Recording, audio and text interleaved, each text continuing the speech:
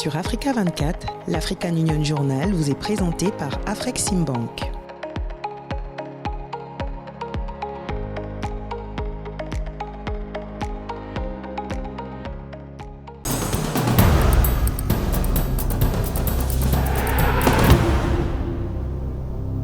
Heureuse de vous retrouver pour cette nouvelle édition de l'African Union Journal, votre rendez-vous hebdomadaire consacré à l'actualité au sein de l'Union africaine. Cette semaine, focus sur la transformation économique du continent entre industrialisation, valorisation des ressources et accélération des investissements stratégiques. Nous évoquerons également les financements des infrastructures, les dynamiques régionales en cours, ainsi que le renforcement des partenariats internationaux. Enfin, un portrait consacré à Samaïla Zoubairou, acteur majeur du financement des infrastructures en Afrique. Plus de détails dans un instant.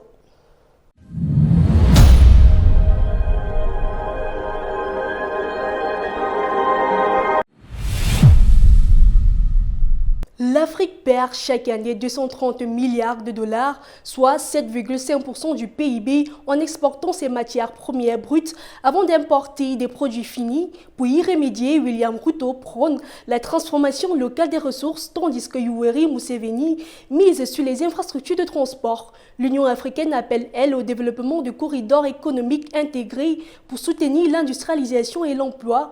Plus de détails dans ce reportage de Cheikh Omar Kamara. L'Afrique fait face à un défi structurel majeur, transformer son immense potentiel en richesse concrète. Alors que le continent produit 10 millions de barils de pétrole par jour, il dépense paradoxalement environ 90 milliards de dollars par an pour importer 120 millions de tonnes de produits raffinés. Ce manque à gagner, estimé à plus de 230 milliards de dollars, représente plus de 7,5% du PIB continental pour cette seule ressource. Pour le président kenyan William Ruto, la compétitivité passera nécessairement par une transition énergétique audacieuse. Nous devons maintenant nous déplacer délibérément pour attirer ces ressources et nous positionner compétitivement dans l'arène de la fabrication de l'agriculture globale. Cependant, nous ne pouvons pas atteindre la compétitivité sans énergie abordable en faisant des investissements à large échelle dans l'énergie renouvelable, une priorité urgente, et en assurant que les ressources que nous avons dans notre région, y compris l'huile que nous avons en Ouganda, la petite huile que nous avons au Kenya, nous devons trouver les mécanismes de lutter contre les ressources et conduire notre industrie. De son côté, le président ougandais Yoweri Museveni identifie les coûts de production comme le principal frein à l'émergence. Il pointe du doigt le transport et plus particulièrement le rail et les voies navigables comme des coûts fondamentaux à réduire. Si vous voulez que l'économie réussisse, vous devez identifier les puissants coûts fondamentaux qui poussent les coûts dans la production. L'un d'entre eux est le transport. Le transport en particulier, le chemin de fer et la voie maritime. Donc, si vous construisez le chemin de fer, vous devez le construire avec l'argent du gouvernement qui ne cherche pas de profit élevé ou avec le capital public ou le capital privé. La vision d'une Afrique connectée est également portée par Lireto Dorothy, commissaire à l'Union africaine. Elle rappelle que la base financière domestique de l'Afrique dépasse désormais des trillions de dollars, mais que le marché de la ZLECAf souffre d'un manque de connexion physique. L'Afrique possède les ressources financières et le potentiel de marché nécessaire via la ZLECAf. Cependant, le manque de connectivité physique freine sa capacité de production. Il est crucial de repenser l'infrastructure comme un système intégré de corridors économiques reliant les zones de production au marché. L'infrastructure doit bouger. Les ports, les rails, les routes et les réseaux numériques doivent fonctionner ensemble comme des corridors économiques intégrés qui connectent les zones de production au marché. Cette révolution logistique est désormais perçue comme la condition sine qua non pour que l'Afrique cesse d'exporter ses emplois en même temps que ses matières premières. Dans un contexte de récomposition des chaînes de valeur et de quête de souveraineté économique, l'Afrique fait face au défi de mieux transformer ses ressources. Malgré ses richesses en matières premières, le continent reste dépendant des importations de produits finis. Selon la Banque mondiale, l'industrie manufacturière ne représente qu'environ 11 à 13% du PIB africain, un niveau insuffisant pour une transformation structurelle des économies. Marie-Roger Kwao nous en dit plus. Dans un contexte mondial marqué par la recomposition des chaînes de valeur et la recherche de souveraineté économique, l'investissement dans les productions locales apparaît comme un enjeu stratégique majeur pour l'Afrique. Aujourd'hui encore, le continent reste fortement dépendant des importations de produits finis, malgré d'importantes richesses en matières premières. Selon plusieurs estimations de la Banque mondiale, la part de l'industrie manufacturière dans le PIB africain demeure relativement faible, autour de 11 à 13% en moyenne, un niveau jugé insuffisant pour soutenir une transformation structurelle profonde de l'économie. Pour qu'une économie prospère, il est impératif d'identifier ces facteurs qui font grimper les coûts de production. L'homme et le transport en particulier, le transport ferroviaire et fluvial. Dans le même temps, l'Afrique représente moins de 2% de la production manufacturière mondiale, loin derrière les autres régions émergentes, ce qui illustre son positionnement encore limité dans les chaînes de valeur globales. Pourtant, les experts estiment que le potentiel est considérable. La transformation locale des matières premières, notamment dans l'agro-industrie, le textile ou les minerais, pourrait générer davantage de valeur ajoutée, d'emplois qualifiés et de recettes fiscales comparées à l'exportation brute. Nous avons commis beaucoup d'erreurs par le passé en nous appuyant sur les investisseurs étrangers. L'investisseur étranger ne viendra pas sans le leadership de l'investisseur national. Un investisseur national doit donc prendre le risque de commencer à développer son propre continent. Vous n'avez pas à attendre les investisseurs étrangers. Les investisseurs étrangers ne viendront que lorsque la situation sera prometteuse et favorable. Autre donnée révélatrice, environ 60% de la main-d'œuvre africaine travaille encore dans l'agriculture ou les secteurs à faible productivité, qui ne représentent qu'environ 20% du PIB selon des analyses économiques récentes. Face à cette situation, plusieurs initiatives émergent. La zone de libre-échange continentale africaine vise à stimuler le commerce intra-africain et l'industrialisation. Par ailleurs, certains pays investissent dans des zones industrielles et des chaînes de transformation locales, notamment dans l'agroalimentaire et le textile. C'est un moment crucial pour l'Afrique, car l'Afrique de demain ne sera pas façonnée par le seul espoir. Elle sera façonnée par ce que nous construisons, par ce que nous finançons, par ce que nous connectons, par ce que nous traitons et par la même manière dont nous choisissons de le faire maintenant. L'Afrique que nos enfants hériteront, ce sera celle que nous avons intentionnellement construite. Malgré ces contraintes, la dynamique semble engagée. Des analyses soulignent que le développement industriel africain pourrait s'accélérer à travers une meilleure intégration aux chaînes de valeur mondiales et une montée en gamme de la production locale. Au-delà de l'économie, l'enjeu est aussi stratégique. Pour de nombreux observateurs, la capacité de l'Afrique à transformer localement ses ressources conditionnera sa souveraineté économique, sa création d'emplois et son poids futur dans l'économie mondiale. Malgré un potentiel de 4 000 milliards de dollars de capitaux domestiques disponibles, l'Afrique est confrontée à un déficit d'infrastructures persistant qui entrave son intégration économique et son industrialisation. Pour accélérer la réalisation de ces investissements productifs, le continent s'efforce de surmonter les obstacles structurels en misant sur de grands projets stratégiques et de nouvelles initiatives de financement. Les détails, c'est avec Christian Belobo. L'Afrique dispose aujourd'hui d'un potentiel financier considérable avec près de 4 000 milliards de dollars de capitaux domestiques selon le rapport 2026 de l'Africa Finance Corporation. Pourtant, le continent continue de souffrir d'un déficit massif d'infrastructures évalué entre 170 et 221 milliards de dollars par an. Routes, ports, chemins de fer et réseaux énergétiques restent insuffisants pour soutenir l'industrialisation du continent et l'intégration régionale. Pour inverser la coupe, plusieurs projets emblématiques visent à combler ces lacunes tels que le corridor ferroviaire de Lobito reliant l'Angola, la Zambie, la République démocratique du Congo, le port de Lamu au Kenya ou encore le barrage hydroélectrique Julius Nyerere en Tanzanie. The Africa We Build Summit is a profound opportunity to turn potential. Le sommet Africa Rebuild offre une occasion unique de transformer le potentiel en actions concrètes, en nouant des partenariats, en mobilisant des financements et en créant une énergie à l'échelle du continent. Considérer les infrastructures comme un atout isolé n'a que peu, voire aucun impact. Pour faire passer les infrastructures prioritaires au stade de la conception à celui de résultats tangibles à travers l'Afrique, il faut adopter une approche intégrée reliant les routes, les chemins de fer, les ports, les réseaux électriques et numériques aux parcs industriels ainsi qu'aux micro, petites et moyennes entreprises. And digital networks to industrial parks and micro, small and medium enterprises.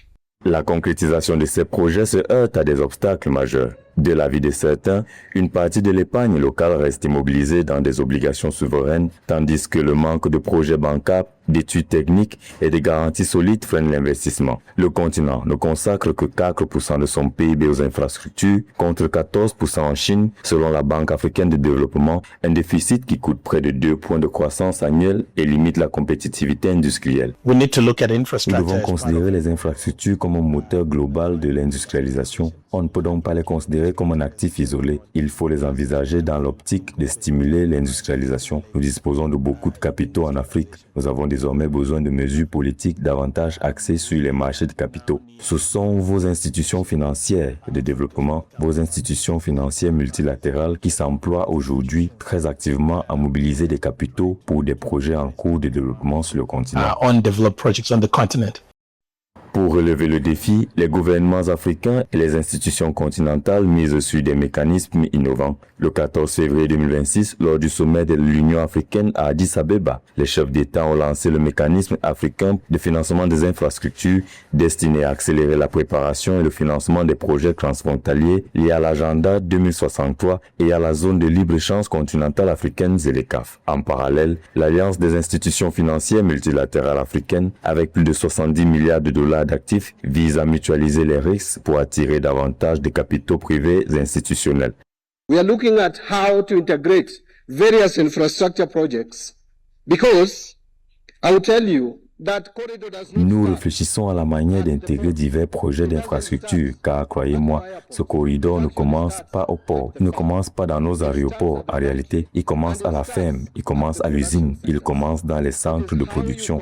Ce qui importe, c'est la manière dont on relie les centres de production au marché. C'est à ce moment-là que l'on dispose d'un corridor complet, d'un corridor qui apporte de la valeur, d'un corridor qui permet de passer de la rhétorique à l'action. Car ce dont nous avons besoin, ce ne sont pas des déclarations politiques. Il ne s'agit pas de rhétorique, il s'agit d'agir, mais cela nécessite des décisions audacieuses et parfois inconfortables. But this requires bold and sometimes uncomfortable decisions. Le véritable défi n'est plus seulement financier mais structurel, investir efficacement. Le secteur privé, notamment via les partenariats publics-privés, est appelé à moderniser les infrastructures comme en Côte d'Ivoire, au Sénégal ou au Maroc. Avec la ZLECAf, ces investissements doivent se transformer en corridors régionaux capables de soutenir durablement le commerce, l'industrie et l'emploi africain, offrant au continent une chance unique de transformer son potentiel en croissance tangible.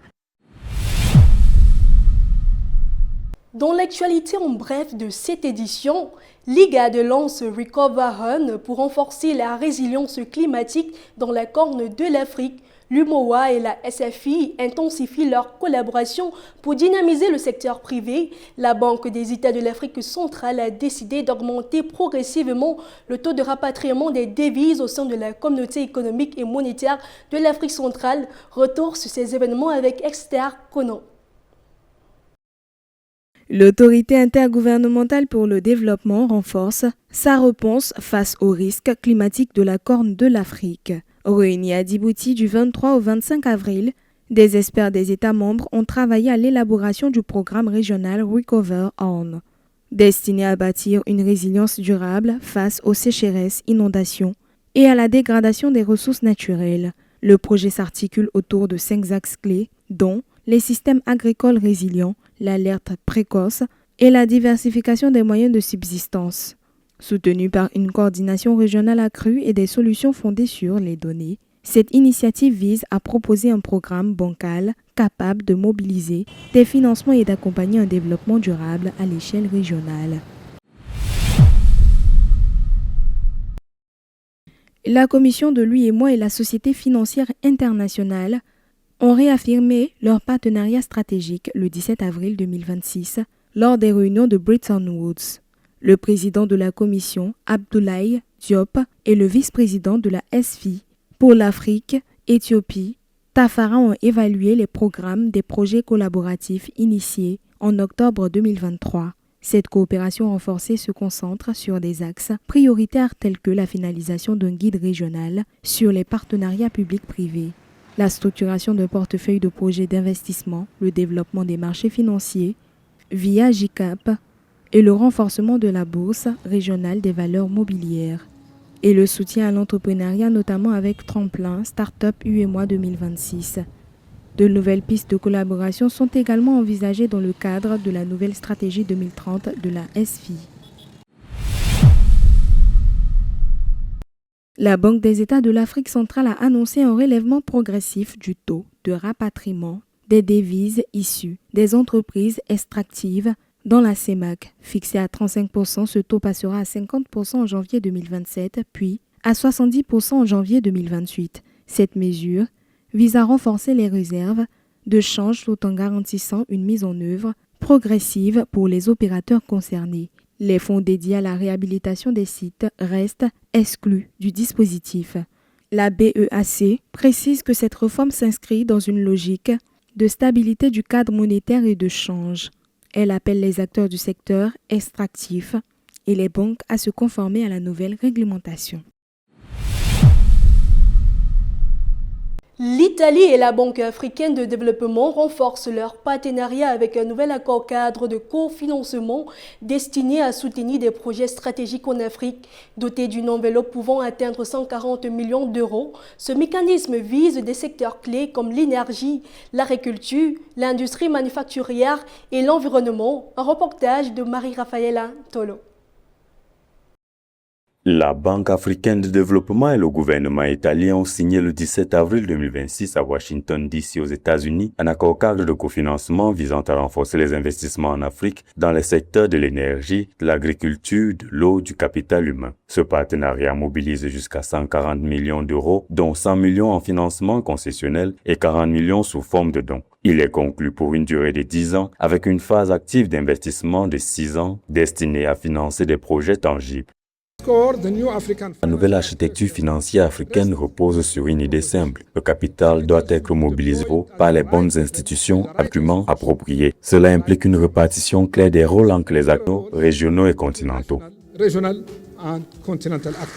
Au-delà du financement, cette coopération vise à renforcer la capacité de cofinancement de la banque et à stimuler des investisseurs alignés sur ses priorités stratégiques, notamment créer des emplois décents en particulier pour les jeunes et les femmes, améliorer la sécurité alimentaire à travers les systèmes agricoles résilients, renforcer la résilience climatique par des projets d'adaptation et élargir l'accès à l'énergie fiable par l'industrialisation et l'amélioration des conditions de vie des populations.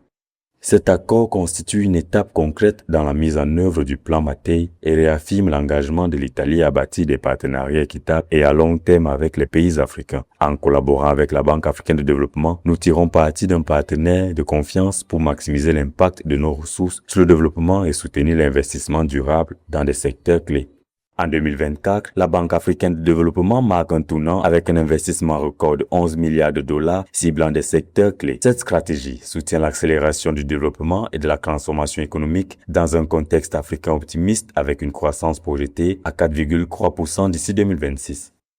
Mesdames et messieurs les participants, vous êtes allés au-delà de la simple adoption en décidant ce jour à Abidjan que la nouvelle architecture financière africaine devienne la nouvelle architecture financière africaine pour le développement. La Banque africaine de développement et l'Italie entendent aussi renforcer leur coopération à travers des initiatives conjointes, consolidant ainsi un partenariat public-privé en faveur d'une croissance durable et inclusive en Afrique. Ce partenariat avec l'Italie vise également à mobiliser davantage de capitaux en direction des PME africaines qui représentent 90% des entreprises du continent mais font face à un déficit de financement estimé à 130 milliards de dollars.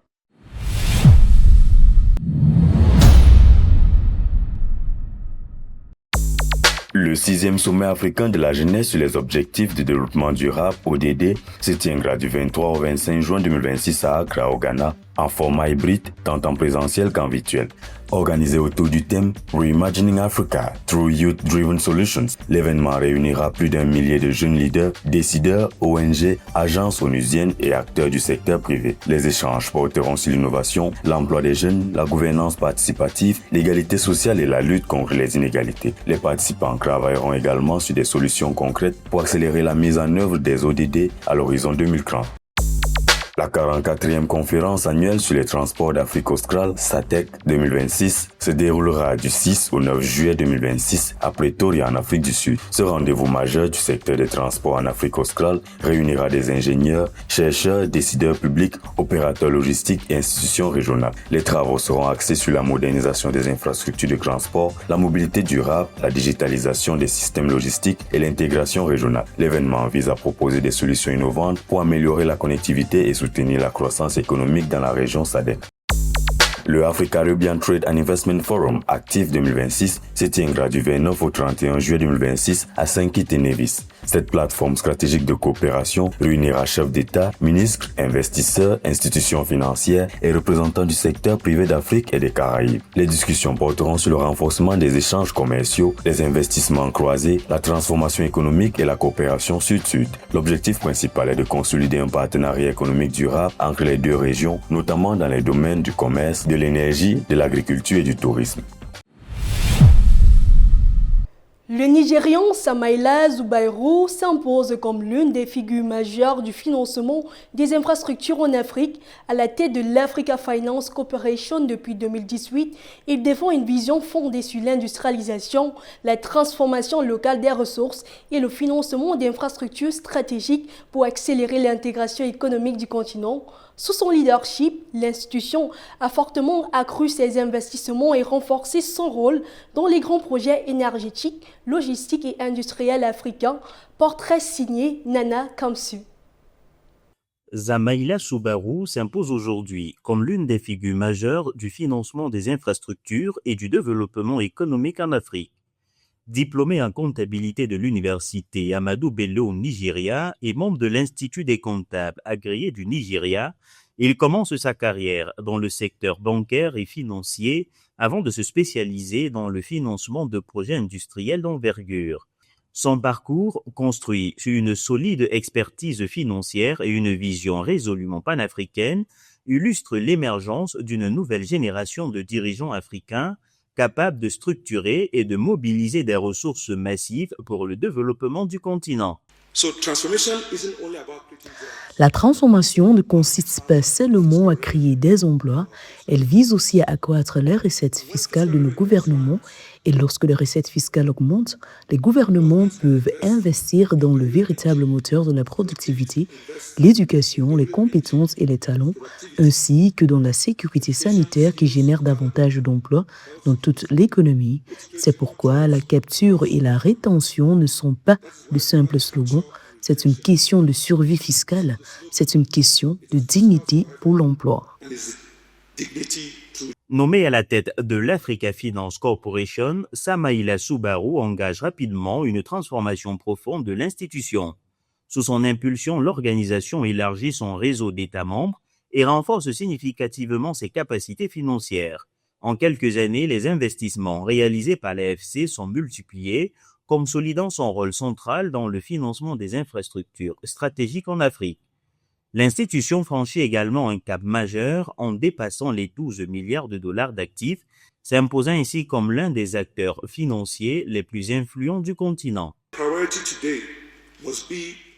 Notre priorité la plus urgente aujourd'hui doit être de redéfinir la proposition de valeur de l'Afrique aux yeux du monde, passer d'un simple fournisseur de matières premières à une main-d'œuvre qualifiée capable d'attirer les chaînes d'approvisionnement mondiales. Le plus grand atout de l'Afrique ne se trouve pas seulement sous son sol, mais surtout au-dessus. Ce sont nos populations, notre jeunesse et les talents que nous développons. Dans sa vision pour les années à venir, Samaïla Zubairu entend faire de l'AFC un levier encore plus puissant de l'industrialisation africaine. Ses priorités s'articulent autour du développement des infrastructures de transport, de l'expansion des capacités énergétiques, de la valorisation des ressources minières à forte valeur ajoutée et du renforcement des institutions locales.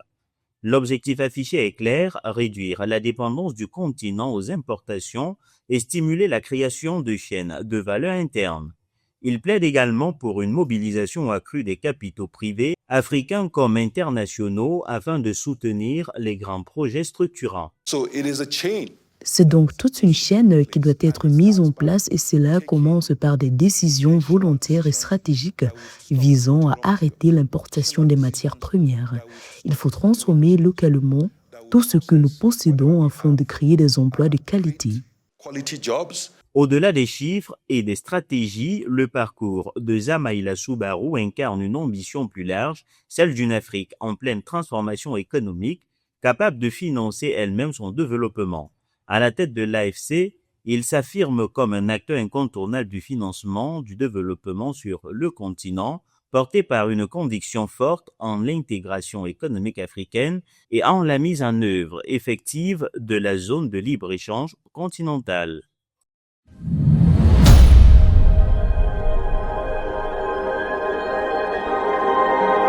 Merci d'avoir suivi cette édition de l'African Union Journal préparée par l'ensemble de la rédaction. Retrouvez toute l'actualité africaine sur notre site web africa24tv.com, sur l'application MyAfrica24 et l'ensemble de nos plateformes digitales.